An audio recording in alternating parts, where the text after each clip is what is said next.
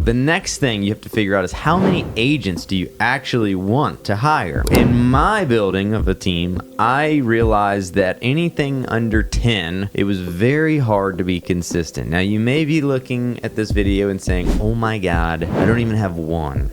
or I have 2 or 3 and it's like herding cats. How am I supposed to get 7 more? But the reality is, as you build your systems, as you build your vision, as you build your core values, and you build your team, and you give people something to attain and shoot for and want to be a part of, not until you get 10 people do you start to have enough agents where they're consistently at team meetings, they're consistently at call days, they're consistently helping each other out, right? When you have 1 or 2 people, you go out of town. You're like, what man, happens? You're like, I'm glad I got that buyer's agent because he's helping me out a lot. Or you say, I'm going to be a team where I'm just listing and my buyer's agent's going to take all the buyers. Then he goes out of town. Well, now guess what you just became again?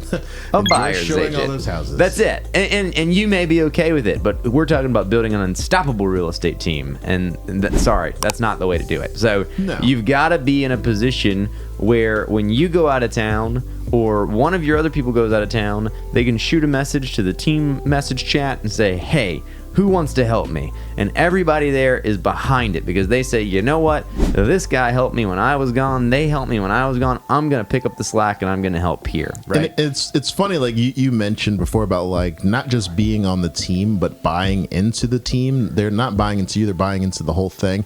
And one of the ways that I think you and I measure that is like, well, how helpful are they? Are they willing to help? Do they show up at team things? Like we've got a team meeting on Tuesdays. We've got a team call day on Thursdays. If a person's consistently not at those things, well, generally it kind of means without any communication, it's like, well, they're either not bought in anymore, unless we know what's going on.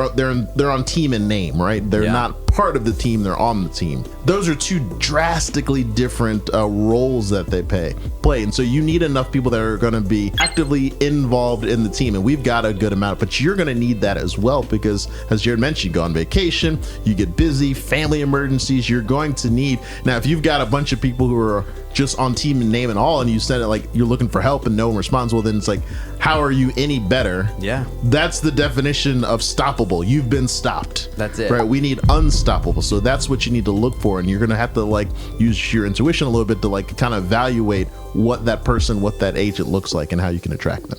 You could be LeBron James in your team. But thing is, if he gets hurt during the game, very good. He's got to sit down. They've got to put somebody else in his place. And is that guy as good as LeBron James? Nope. Heck no. Is he 70% as good as LeBron James? Let's call it 70. Let's go 70. Does the game still get played? Yep. 100%, right? This is where, as a team lead, you got to get rid of your like cockiness and your arrogance and realize that 10 people that can do it 70% as good as you can do it are still better than you doing 100% of it. Yeah. And so you bring these 10 people in, you're going to find that you've got some people that are still working full-time jobs or part-time jobs. Maybe this is a weekend job for them, but you want them to be a part of it. You want to help them grow.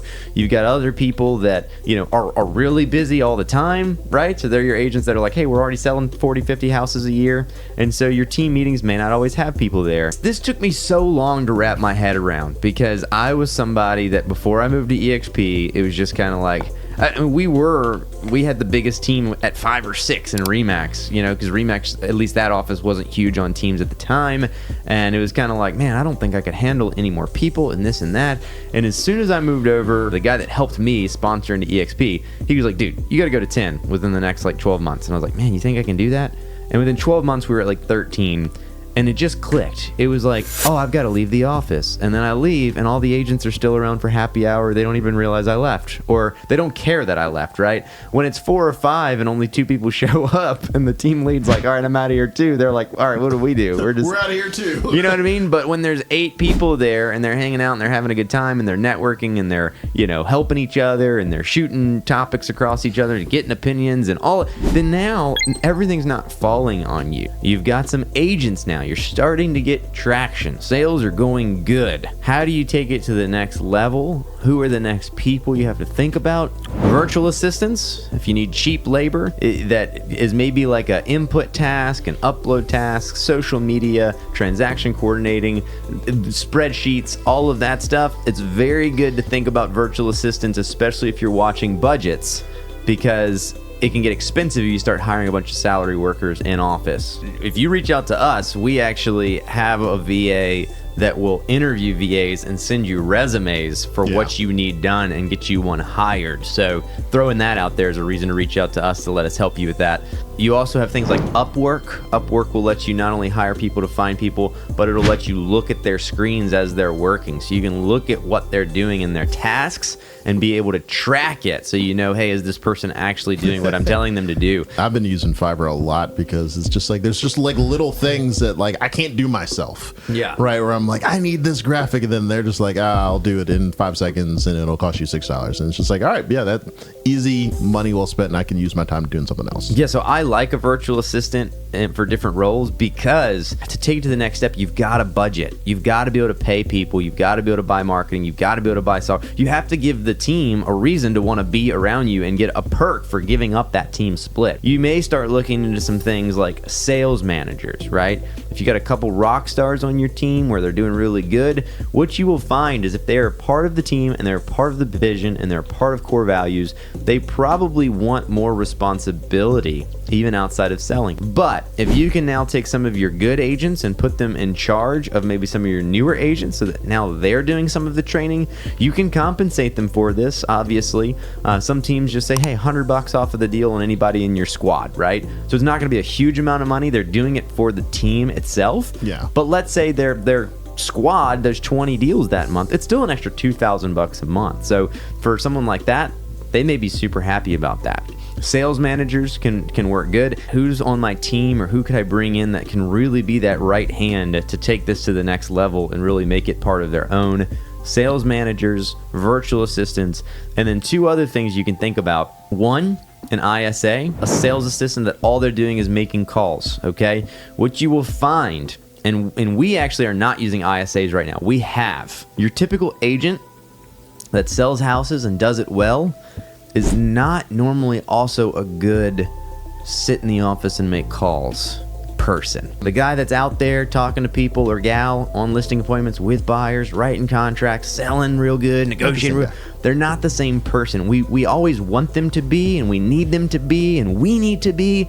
But in reality, if you can hire somebody that just says, hey, you sit at this desk and you make calls 20 hours a week or 40 hours a week, and you're just running through the leads and setting up appointments, and we'll compensate you hourly, plus we'll give you some bonuses on anything that actually closes out of it.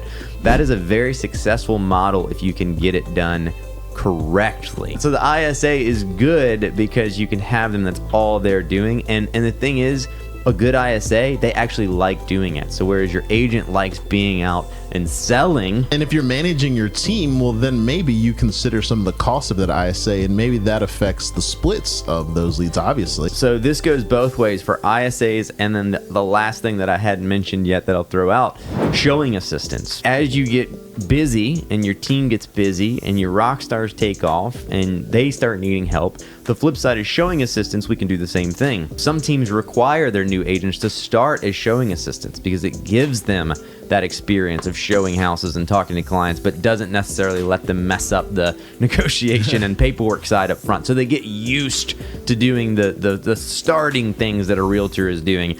And you may say, hey, $50 a door, $25 a door, $40 a door, $100 a door, and anytime you open that door, we'll pay you, right?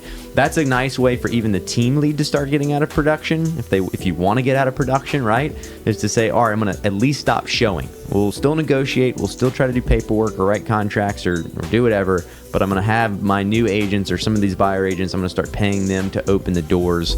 And that's a way. The flip side is the buyer's agents can do the same thing. You could say, hey, if you want to take advantage of such and such or such and such on our team, just pay them X amount of dollars and they can go show houses. Now, our team, we've established, I've asked multiple times, do we want showing, do you want to pay somebody? And they're all just against it. They're like, no, we're here for the team. We will show for free. We'll do all this stuff for free. But it doesn't mean that you may not incorporate some people in your team where you're just like, hey, you're not taking traction. You want to make like $400 or $500 a week. Right. One thing you could do is say, hey, we'll pay you 45 grand a year, straight salary.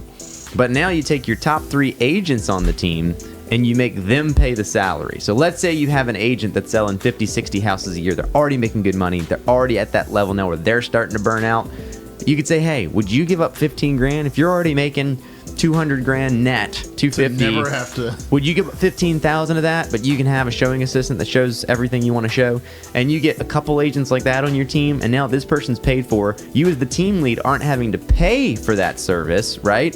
Unless you want to throw in 15 and make them your showing assistant too, right? Hypothetically. Yeah. But now you've got a showing assistant helping your people. At the end of the day, don't beat yourself up, right? So it's like, you're going to fail, just keep going. Like, you know, it hurts us when we lose an agent, but we just had this conversation the other day. So you just got to look down the road. What will we do for the next agent that comes in? What will we do different to keep them? So if it goes bad for you, don't beat yourself up. Build your agents. I say at least 10, but I'd love to hear your comments on the matter. You realize with EXP, 40 is the number. It just works better that way. We can go into that if you want to reach out. We'll tell you why. You want virtual assistants, ISAs, showing assistants, sales managers, integrators, all of that stuff. And we will share it with anybody that has partnered up with us pretty much. So again, if you haven't already, please like, subscribe, comment on our channel if you're listening on YouTube. Find us on YouTube, Mega Agent Academy on YouTube, and Living in Richmond, Virginia. You can find me on Instagram, or you can email me directly at jared@centralvarealty.com. Galen? If you need me on Instagram, it's your realtor's favorite realtor, RVA. You can also find me at Galen, Galen, at centralvarealty.com. That's it. Let's partner up. Let's help you blow your business up. Looking to hear from you.